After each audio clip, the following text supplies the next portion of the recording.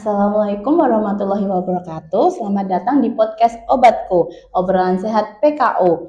Saya Laras. Pada episode kali ini kita akan membahas topik tentang kode stroke. Nah, penyuluhan kepada masyarakat bagaimana menangani stroke yang benar bersama kita akan membahasnya bersama dokter spesialis saraf di RSPKU Muhammadiyah Wonogiri, yaitu Dr. Amahyani SPS.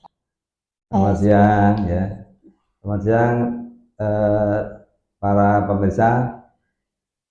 Assalamualaikum warahmatullahi wabarakatuh.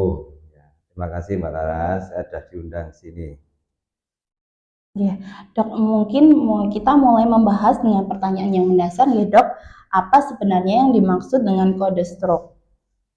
Jadi gini ya,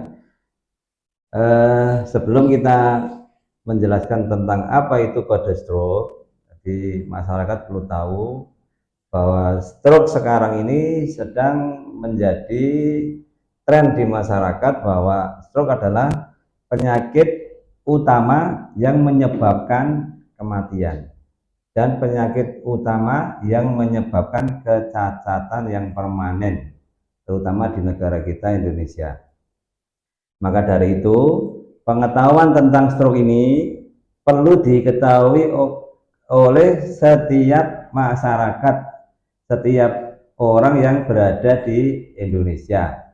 Karena kapan mau terjadi serangan stroke, baik pada seseorang atau keluarga atau handetolan atau rekan, tidak tahu kapan akan terjadi. Jadi stroke itu bersifat mendadak, kemudian terjadinya tidak tentu tempatnya di mana, bisa di rumah, bisa di kantor, bisa di pasar, bisa di lapangan kalau orang sedang berolahraga, ataupun bisa di jalan. Maka pengetahuan tentang bagaimana menangani stroke untuk menolong, terutama menolong diri kita sendiri ataupun menolong teman kita yang benar dan tidak yang tidak akhirnya merugikan semua pihak. Seperti itu Mbak Laras ya. Lalu Dok, bagaimana menangani orang yang baru saja terkena stroke, Dok? Misal kayak di luar rumah sakit, kayak di pasar, di kantor, atau di rumah, Dok? Jadi kalau ada seseorang mengalami serangan stroke itu, tahu bahwa stroke itu gejalanya macam-macam, yang bisa ringan, bisa berat. Ringan artinya misalnya bisa seseorang mengalami bicara pilu mendadak, atau wajah menceng, mulutnya menjadi mencong, atau sulit bicara, atau bicaranya ngelantur, atau bicara yang tidak bisa dipahami, atau bahkan mengalami kesemutan di sebagian tubuh, di separuh tubuh ya, separuh tubuh kanan atau sisi yang kiri, atau seseorang mengalami kelumpuhan, kelemahan tangan kaki yang sebelah, bisa kiri bisa kanan, atau bahkan seseorang tiba-tiba bisa tidak sadar karena luka, karena serangan stroke ini sudah meluas di seluruh otak. Nah, kalau terjadi seperti itu, mohon diperhatikan teman-teman sekalian, teman-teman di luar sana ya. Satu, jangan panik. Satu itu jangan panik ya.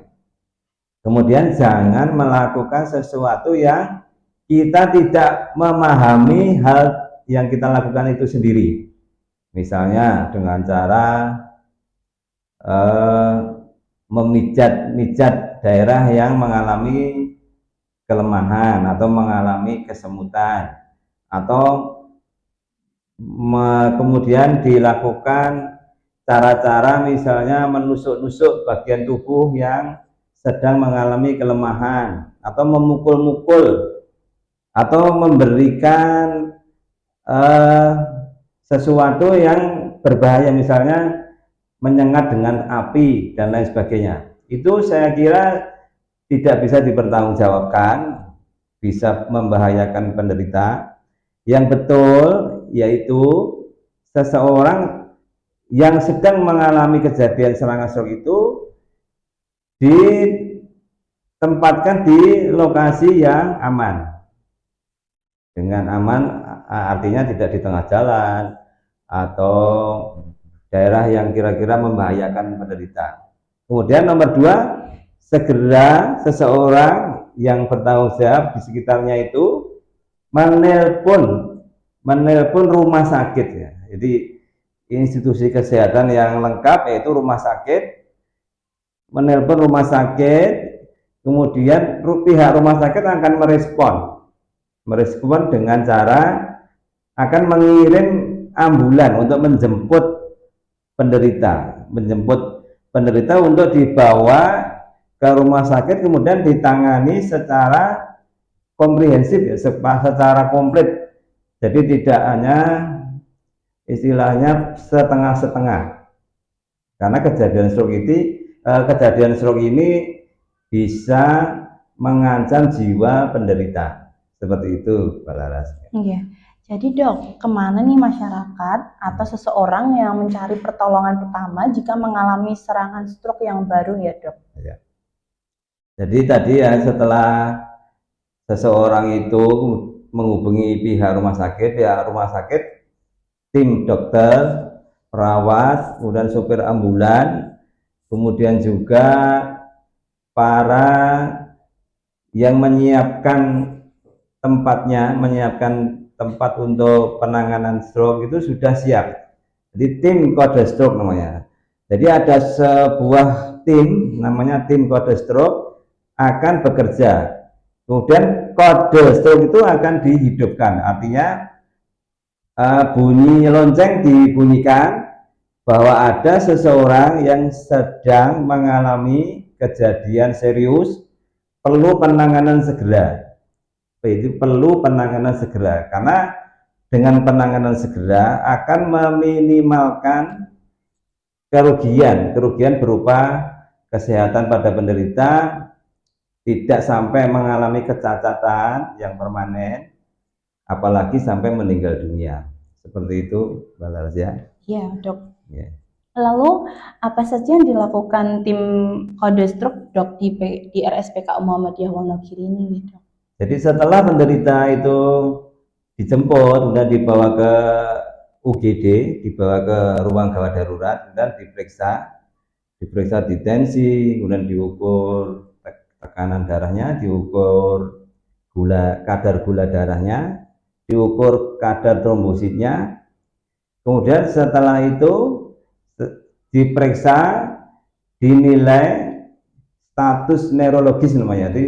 Dinilai tingkat berat ringannya penyakit. Dia setelah dinyatakan stroke, dinilai berat ringannya penyakit, kemudian dilakukan pemeriksaan CT scan kepala, ya, CT scan kepala dulu untuk mencari kepastian bahwa seseorang yang mengalami stroke ini stroke yang sumbatan pembuluh darah di otak ataupun pendarahan. Karena dua hal ini sangat menentukan cara pemberian terapinya. Seperti itu Mbak Laras. Nggih dok, ini pertanyaan terakhir nggih dok ya. Sebelum ini selesai pertanyaannya, boleh nambahin satu pertanyaan nggih dok? Ya, mari. Sebelum terjadinya stroke dok, apa yang bisa dilakukan untuk mengurangi resiko terkena stroke dok? Jadi gini ya, seseorang yang mempunyai penyakit faktor risiko namanya, yaitu tensi tinggi, kolesterol sering tinggi, kemudian punya sakit gula yang kadar gula darahnya sering tinggi di atas 200, kemudian juga seseorang yang mempunyai penyakit jantung, ada juga yang mempunyai penyakit ginjal ya, itu memang ekstra hati-hati, harus berobat rutin, tidak boleh telat kontrol, tetap harus minum obat. Tetapi bagi seseorang yang merasa tidak punya sakit apapun, bukan berarti akan terbebas dari serangan stroke ini, karena faktor risiko stroke ada yang tiba-tiba terjadi, tiba-tiba mendadak. Misalnya secara psikologis seseorang mengalami tekanan mental yang berat, itu juga akan menyebabkan seseorang bisa terjadi serangan stroke.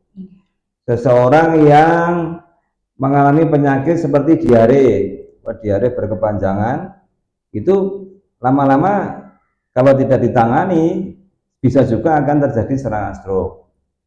Maka dari itu, kemudian selain itu juga pada faktor risiko yang masih bisa dihindarkan, maka seseorang jangan sampai ini ya, karena faktor risiko itu salah satunya merokok, dan ya merokok dikurangi, bisa-bisa kalau bisa ditinggalkan. Dan minum alkohol itu di samping agama juga melarang, untuk keperluan kesehatan kita pribadi itu juga perlu ditinggalkan. Dan pola hidup yang kurang baik, misalnya tidur terlalu larut malam, kemudian selalu kecapean, kurang istirahat, tidak pernah berolahraga, itu juga akan menjadi faktor risiko penyakit stroke. Jadi orang yang tidak mengontrol kesehatannya bisa tiba-tiba akan mengalami stroke yang seperti tadi kita jelaskan di atas. Begitu Mbak Laras. Jadi semua orang itu bukan hanya orang yang beresiko tinggi aja ya dok yang terkena stroke. Jadi sebaiknya kita memulai untuk kebiasaan-kebiasaan sehat ya dok ya. Ya, gitu teman-teman. Terima kasih banyak Dokter Yani atas penjelasan yang sangat komprehensif tentang stroke ya dok.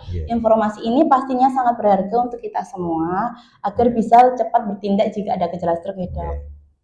Jadi terima kasih juga untuk para pendengar setia Obatku dan untuk semua teman-teman yang nonton di daerah Wonogiri juga. Jangan lupa selalu jaga kesehatan dan jangan ragu untuk memeriksakan stroke jika ke dokter terdekat atau di rumah sakit PKU Wonogiri ya jika ada gejala yang mencurigakan. Sampai jumpa di episode selanjutnya. Tetap sehat dan waspada. Oke, terima kasih. Assalamualaikum warahmatullahi wabarakatuh.